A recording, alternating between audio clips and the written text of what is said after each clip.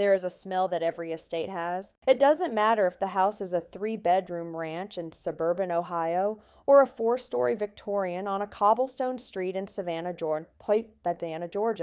It doesn't matter if the person who lived there was a school teacher with a collection of ceramic owls or a textile merchant with 19th century oil paintings hanging three deep on every wall. The smell is the same: dust, stillness, the particular quiet of a space where someone used to breathe and doesn't anymore. I have walked into over 300 of these houses in 11 years. I am an estate liquidator and antique appraiser. My job is to step into the aftermath of a life, after the funeral, after the grief, after the family has taken what it wants and fought over the rest, and find the value in what remains. I open drawers. I read documents. I hold objects under light and look for the marks that tell me what something is worth and where it's been. I trace provenance, the documented history of an object from its creation to the present moment, the chain of custody that determines authenticity and value. Every object has a story. Every document has a truth. I find those truths for a living. I am very good at it. My name is Vivian Cole. I am 36 years old. I work out of an office on Bull Street in Savannah, Georgia, 2 blocks from the house where I grew up, 4 blocks from the cemetery where my father is buried. My father's name was James Arthur Cole. He was 58 years old when he died of a sudden cardiac event on a Tuesday morning in November 3 years ago. He was a quiet man, a historian by training, a collector by passion, a father by vocation. He collected things that most people overlooked: pocket watches, military ephemera, handwritten letters from the Civil War era, daguerreotypes of faces nobody remembered. He said the job of a collector was to make sure the forgotten things weren't forgotten. He taught me everything I know about looking. 2 days after his funeral, my Aunt Cecilia, his older sister, the matriarch of what remained of our family, sat across from me at the kitchen table of my father's house and laid out a stack of papers. "Your father died in debt," she said. "Significant debt. He kept it from you because he was ashamed. I want to tell you what happened next. I want to tell you about the auction catalog, and the pocket watch on page 34, and the 11 days it took me to trace a provenance chain that led directly back to a shell company in Chatham County. I want to tell you about the Autumn Estate Auction Gala at the Savannah Historic Foundation, the champagne, the chandelier light, the sound of a gavel that never came down. But first I need to tell you about my father. Because without James Arthur Cole, his hands, his patience, his specific way of holding an object to the light and saying, 'Look closer, Vivian, the truth is always in the detail,' you cannot understand what the pocket watch on page 34 of that catalog actually meant. And you cannot understand what I was willing to do about it. My name is Vivian Cole. I find the value in forgotten things. I should have looked closer, sooner. Subscribe if you haven't. Drop a comment. Your city, your name. Tell me if you've ever trusted someone with a grief so raw you didn't think to question them. I read everyone. My father's study smelled like lemon oil and old paper. It was the one room in the house my mother had given up trying to organize. Every surface covered in objects, every drawer full of folders, every shelf double stacked with books and boxes and the specific beautiful clutter of a man who believed everything was worth keeping. My mother used to stand in the doorway and shake her head and say, "James, this room is going to outlive us both." She was right, in a way she didn't intend. I grew up in that study. I did homework on the cleared corner of his desk while he cataloged acquisitions, pocket watches lined up in their velvet boxes, daguerreotypes propped against small wooden stands, letters in acid-free sleeves that he'd handle with cotton gloves, and the specific reverence of a man who understood that paper was time made visible. He taught me the language of objects before I had words for it. "Every mark means something," he'd say, turning a pocket watch over in his hands. "The scratches tell you how it was carried. The repairs tell you who valued it enough to fix it. The inscription tells you who loved it." I was 7 years old the first time he let me hold the pocket watch. It was the one he called his crown jewel, a late 19th century Swiss movement in a 14-karat gold case, the front cover inlaid with a rose-cut diamond arrangement in the shape of a compass rose. On the inside cover, an engraving, "For James, who always finds his way home." His grandmother had given it to his father. His father had given it to him. "Someday," he told me, turning it over in my 7-year-old hands, "this goes to you. You're the one who knows how to look." I held it carefully, the way he'd taught me, and looked at the compass rose. I didn't know then that looking would become my profession. I didn't know then that it would also become my only weapon. My mother died when I was 19. Breast cancer, 18 months from diagnosis to the end.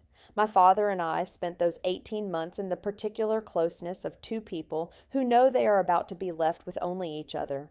After she was gone, we became quieter versions of ourselves, closer, in the way grief sometimes makes people closer, but also more careful, as if we both understood that the remaining thing was precious and breakable. I went to college in Charleston, art history, then a graduate certificate in appraisal studies. Came back to Savannah at 24 and started working for a local estate liquidation firm. By 27, I had my own practice. By 30, I had a reputation that reached beyond Georgia. The appraiser who could find the story in anything, who could trace a provenance chain across generations and jurisdictions, and come back with documentation that held up in court.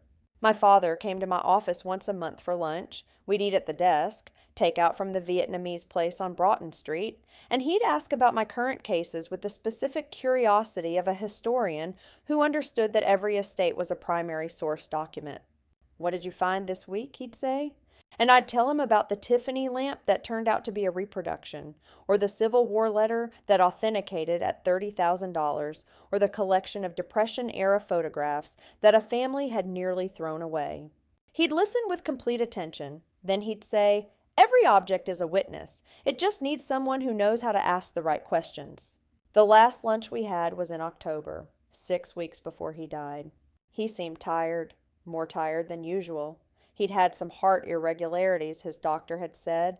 Nothing alarming, something to monitor.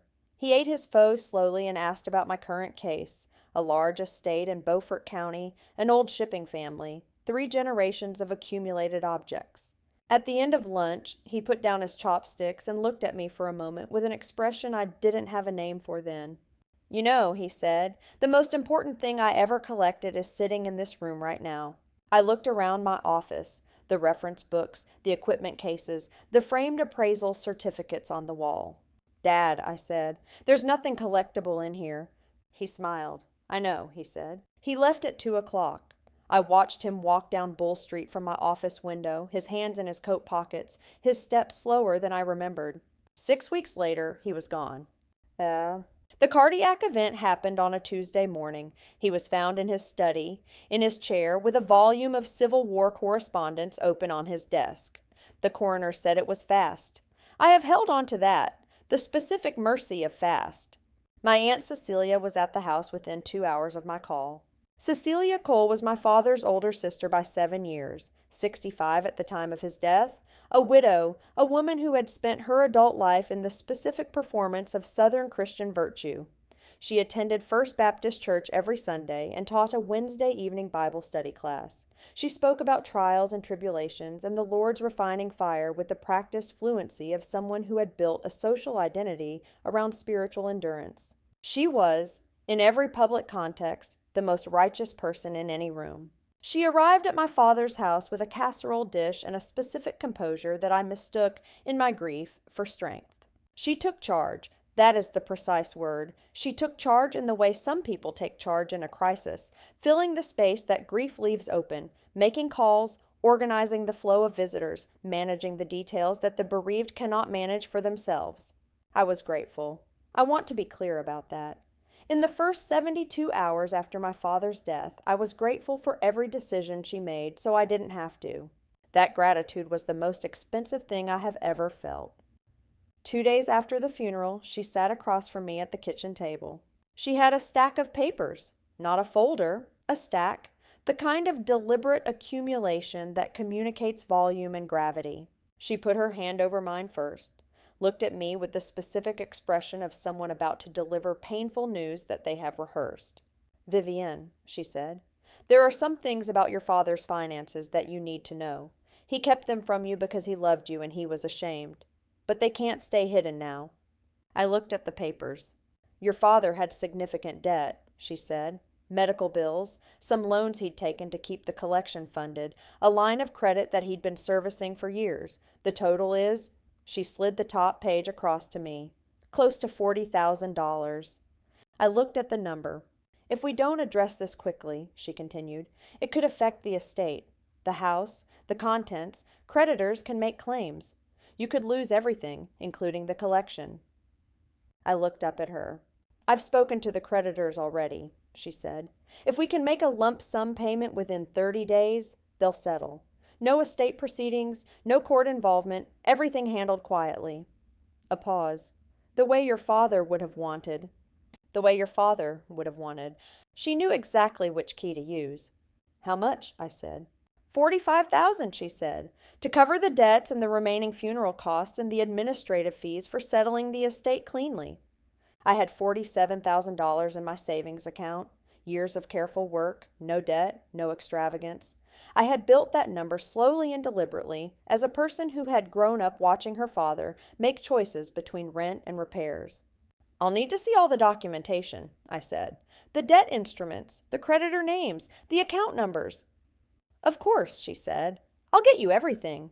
Right now, the priority is timing. The 30-day window is critical. She was right about timing being critical. Just not for the reasons she said. I transferred the $45,000 12 days later. Cecilia had provided documentation, letters from creditors, account statements, what appeared to be official correspondence from a collections firm. It looked legitimate. It was assembled with the specific care of someone who had thought about what legitimate looked like. I was an estate appraiser. I read documents for a living. I did not look closely at those documents. That is the thing I have had to live with.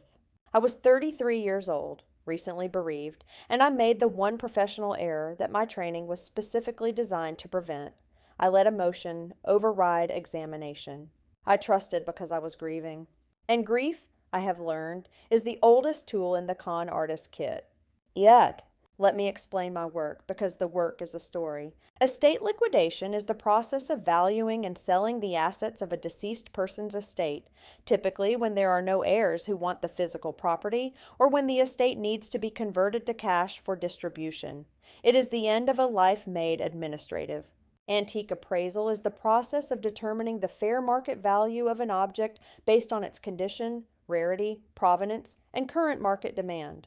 Provenance is the word that matters most.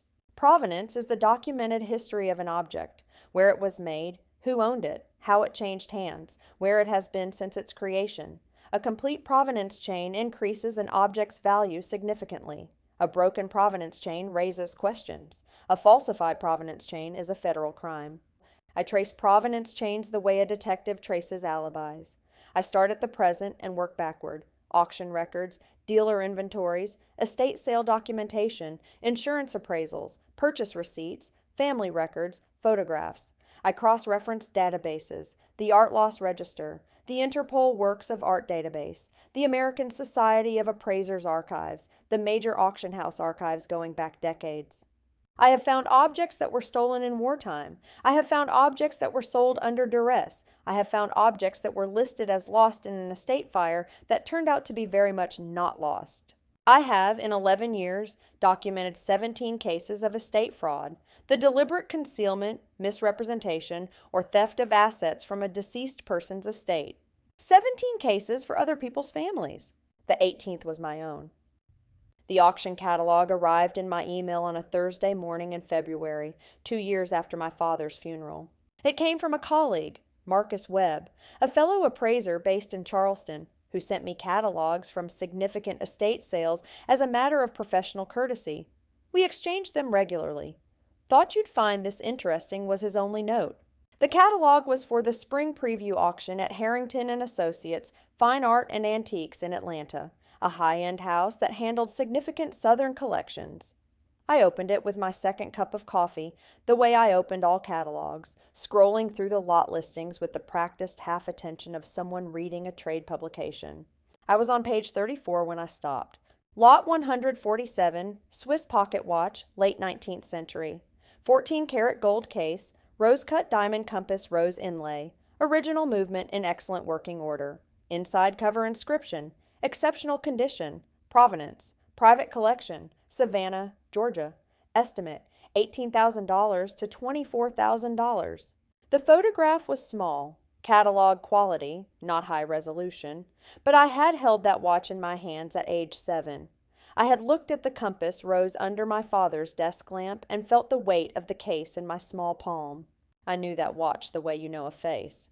I set down my coffee. I scrolled to the next lot.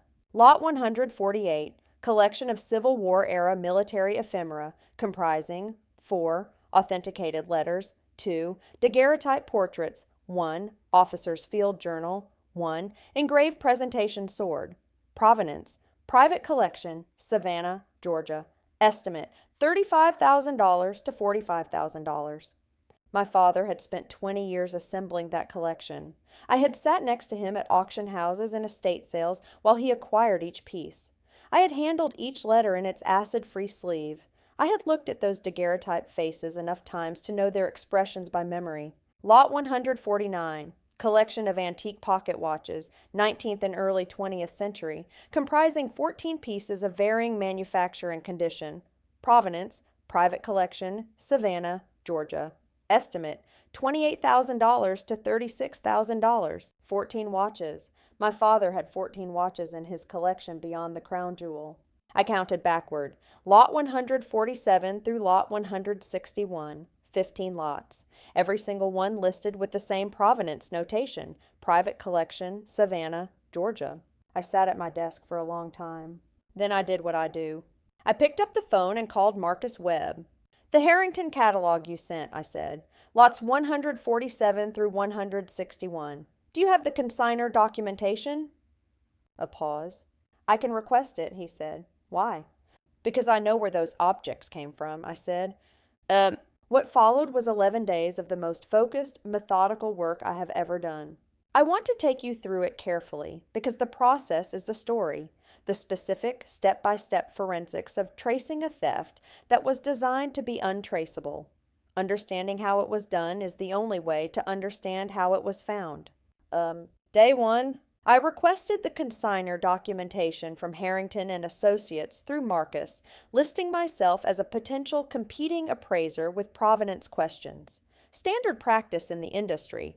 Auction houses field these inquiries regularly. The consignor was listed as Magnolia Estate Holdings, LLC, Chatham County, Georgia. I ran Magnolia Estate Holdings, LLC through the Georgia Secretary of State Business Registry. Date of registration, October 14th, 3 years ago, 14 days before my father died. Registered agent, Cecilia Ann Beaumont Cole. I read that name 3 times. Then I pulled up my father's death certificate. Date of death, October 28th. Magnolia Estate Holdings, LLC was registered 14 days before my father died. I noted this in my case file. Moved on.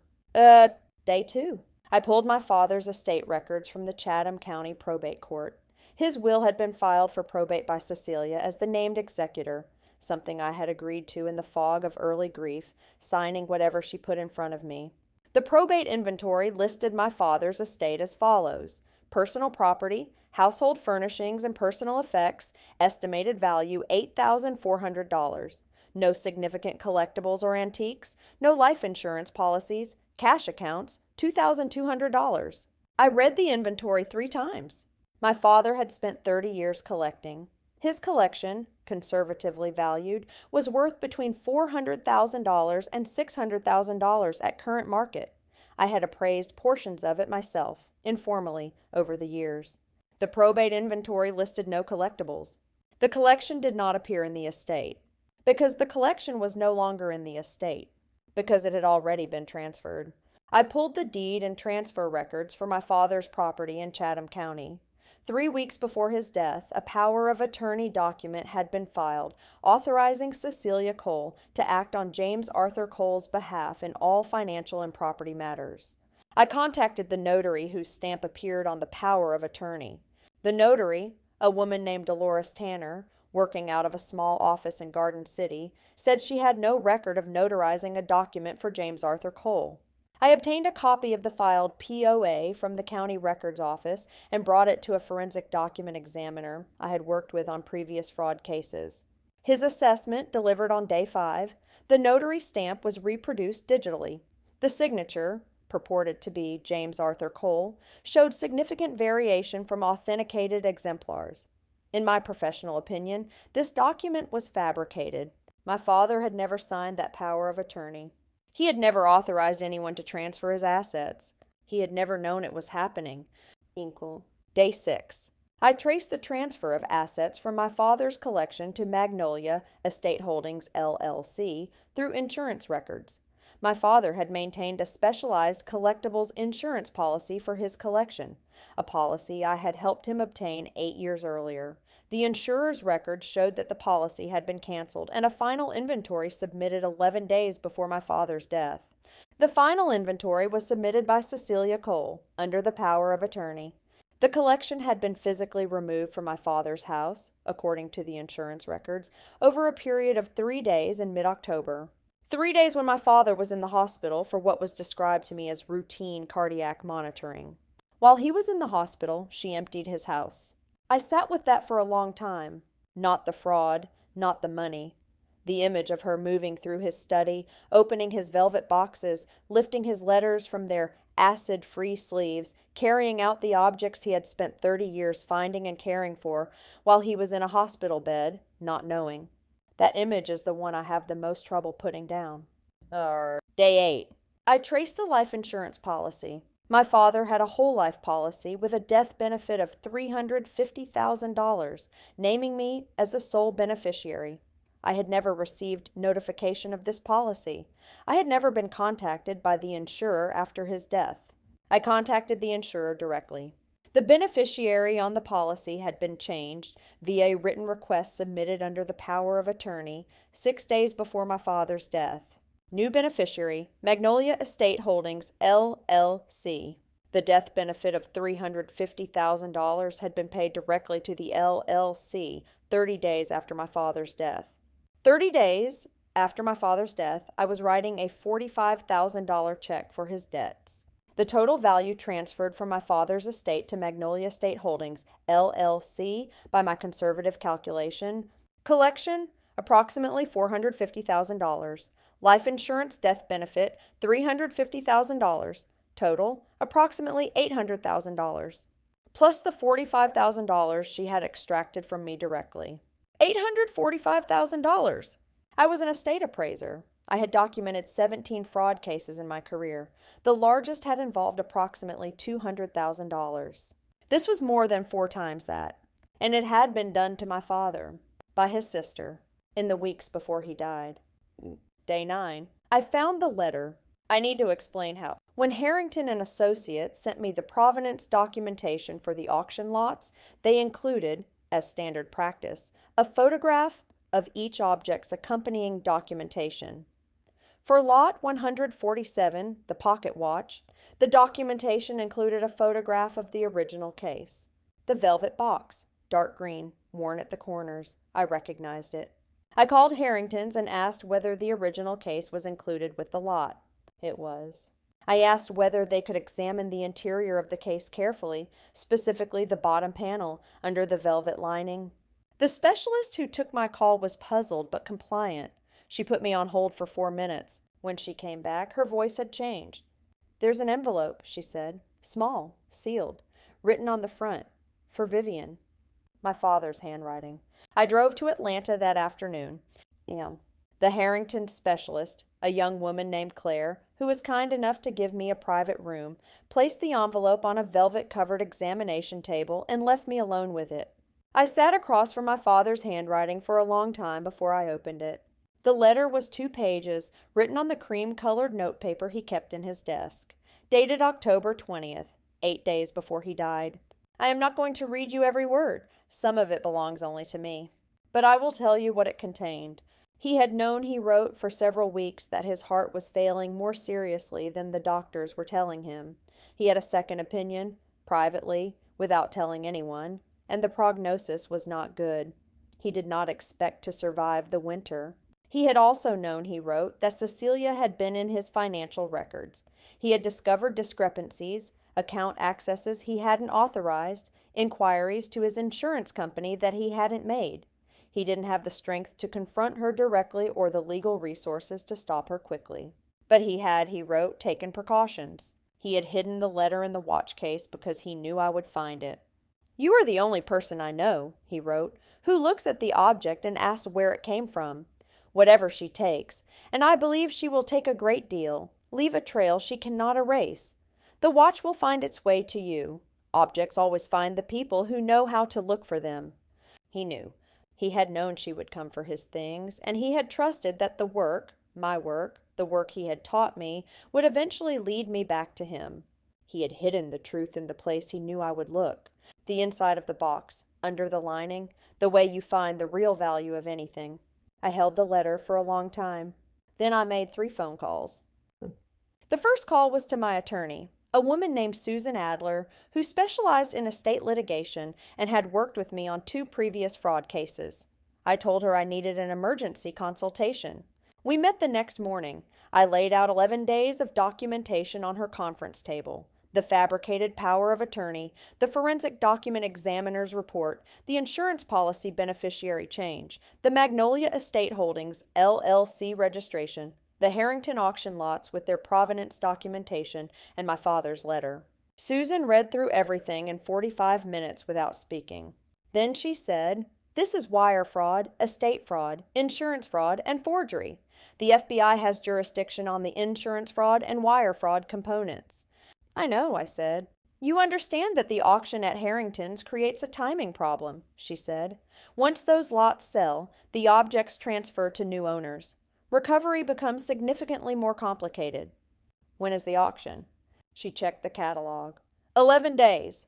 I had traced the provenance chain in 11 days.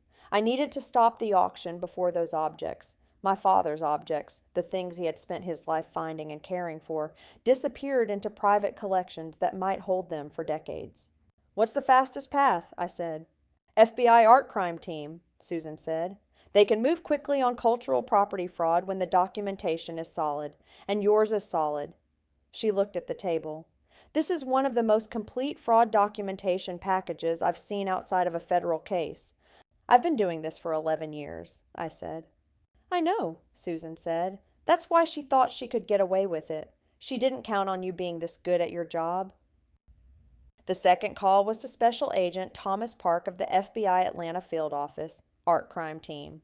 I had worked with the Art Crime Team twice before, once on a case involving stolen Civil War artifacts, once on an insurance fraud case involving a forged highwayman painting. Tom Park knew my work. He answered my call on the second ring. I gave him the summary version. He asked me to send the documentation immediately. He called me back in 6 hours. "This is solid, Vivian," he said. "The forged POA alone is federal. The insurance fraud makes it a priority." "The auction is in 11 days, I said. "I know, we're moving." "I want to be there," I said. "When it happens. I want to be in the room." A pause. "That's not standard," he said. "I know," I said, "but my father hid evidence in a watch case for me to find. He trusted me to finish this. I need to be in the room." Another pause, longer. "I'll see what I can do," Tom said. The third call was to Harrington and Associates. I identified myself as the appraiser who had raised provenance questions on lots 147 through 161 and informed them that I had documentary evidence suggesting the consignor, Magnolia Estate Holdings, LLC, did not have legal title to the consigned objects. The reaction was immediate and professional. Harrington's, like all reputable auction houses, understood that proceeding with a sale on objects under title dispute was both legally dangerous and reputationally catastrophic. They did not cancel the auction. That decision required legal process.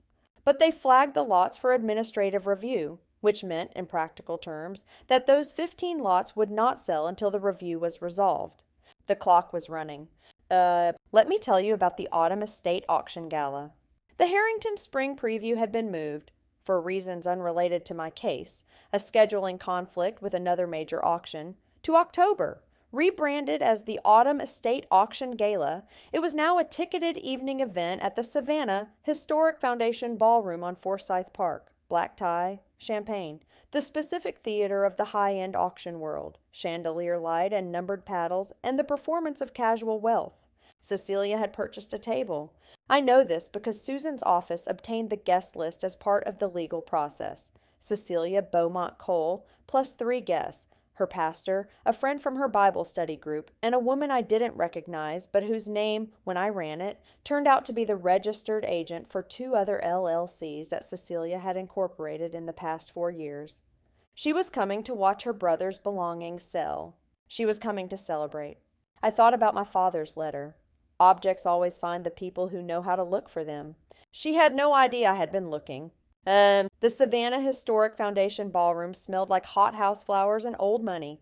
October in Savannah is the best month, warm enough for open doors, cool enough for the long gowns that the auction crowd favored, the Spanish moss on the park oaks lit from below. I had driven past this building 100 times. I had never attended an event here. I wore a dark green dress, not for fashion, but because my father's watch case was dark green velvet and I am sentimental in ways I usually don't admit to. Susan Adler was beside me. Tom Park and his colleague from the Atlanta field office, Agent Rivera, quiet and precise, were already inside, having arrived separately. The asset freeze order had been executed that morning. The 15 lots were legally frozen pending the fraud investigation. Harrington's had been notified. The auction could proceed with every other lot. Lots 147 through 161 would not be called. What Tom and Susan had agreed to, after significant discussion, was that I would be present when Cecilia was approached. Not as a federal agent, not as a witness, as myself, as James Arthur Cole's daughter. I walked into the ballroom at 7:45 p.m. The room was arranged in the standard auction configuration. Rows of chairs facing a raised podium, cocktail tables along the perimeter, the lots displayed on stands and in cases around the room's edges. Waitstaff moved through the crowd with champagne flutes. The auctioneer, a tall man in an impeccable tuxedo, was at the podium reviewing his notes. I found Cecilia's table in the second row. She was already seated, a woman who planned to be seen, positioned front and center. She was wearing a champagne-colored gown and the specific jewelry of someone who had recently come into money. A diamond necklace I did not recognize, earrings that caught the chandelier light with the particular brilliance of recently purchased stones. My father's life insurance had paid $350,000. She had had 2 years to spend it. She had not seen me yet. The room was full. Perhaps 200 people, a significant crowd for a regional auction house. I moved along the perimeter, stopping to examine the displayed lots. And there it was. On a velvet display stand between a case of silver flatware and a collection of 19th century maps, the pocket watch. Lot 147. Under the display glass, the compass rose caught the light, the same way it had caught the light under my father's desk lamp when I was 7 years old, and he placed it in my hands and said, "Someday, this goes to you." I stood in front of that case for a long time. A man beside me leaned in to look. "Beautiful piece," he said. "Yes," I said. "It was my father's." He looked at me. I moved on. Tom Park appeared at my elbow at 8:15. "Ready," he said quietly. "Yes," I said. "Remember, you're an observer. Rivera and I make the approach. You're there for documentation verification if she challenges the provenance claim." "I understand," I said. "Vivian." He paused. "Your father sounds like he was a good man." "He was the best person I knew," I said. We moved towards Cecilia's table. She saw me when I was 12 feet away. I watched it happen. The social smile, the prepared greeting of a woman who had spent 2 years being publicly gracious at the cost of her brother's estate, and then the specific recalibration of recognition. The smile held for 1 second after she saw my face, the way a face holds an expression while the brain is catching up. Then it dropped. "Vivian," she said. Her voice was even. She was better than I expected. "Aunt Cecilia," I said. I stepped to the side. Tom Park and Agent Rivera moved into her sight line. "Ms. Cole," Tom said. "My name is Special Agent Thomas Park, FBI Atlanta Field Office. This is Agent Rivera. We'd like a moment of your time." The table went quiet. Her pastor looked confused. Her friend with the LLC registered name had gone very still. "I don't understand," Cecilia said. Her voice had lost some of its evenness. Tom placed a document on the table. "This is an asset freeze order issued by the Northern District of Georgia Federal Court, covering all assets held by Magnolia Estate Holdings, LLC, including the lots consigned to this auction under that entity's name. Cecilia looked at the document, then at me, then back at Tom. "There must be some mistake," she said. "Those are my brother's items. He asked me to manage his estate." "Under a power of attorney," I said. She looked at me. "A power of attorney that a forensic document examiner has assessed as fabricated," I said. The notary stamp was digitally reproduced. The signature does not match authenticated exemplars of my father's signature. "That's absurd," she said. But her voice had changed. The performance was still running, but the engine behind it was stuttering. "The insurance policy beneficiary change was submitted under the same POA," I said, 6 days before my father died. The $350,000 death benefit was paid to Magnolia Estate Holdings, LLC. I was the named beneficiary on the original policy. The auctioneer at the podium was calling the room to order. Around us, the crowd was beginning to settle into their seats. Several people at nearby tables had turned to look at our tableau.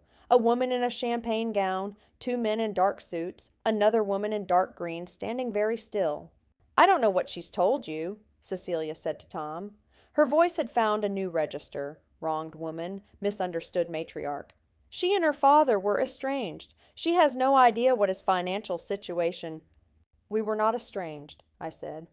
"She was never close to—" "He left me a letter," I said. The performance stopped. The specific quality of the silence that followed was different from any other silence I have described. This was the silence of a person who thought they had accounted for everything and just discovered they hadn't. "In the watch case," I said, "under the velvet lining. He dated it October 20th, 8 days before he died." Cecilia looked at the display stand across the room, the watch case, the dark green velvet box that her people had shipped to Atlanta with the rest of the collection, not thinking to look inside the lining. She had taken everything. She had just missed the most important thing. "He knew," I said. "He knew you were in his accounts. He knew what you were planning. He didn't have the strength to stop you, so he left evidence in the one place he knew I would find it." Her eyes, which had been fixed on the watch case, moved back to me. For a moment, underneath the performance and the recalibration and the specific armor of a woman who had spent her whole life being right, I saw something that looked almost like fear. Not of the FBI, not of the asset freeze, of me. Of the fact that she had underestimated what he had taught me. "Miss Cole," Tom said, "we'd like you to come with us." The auctioneer's voice carried across the room.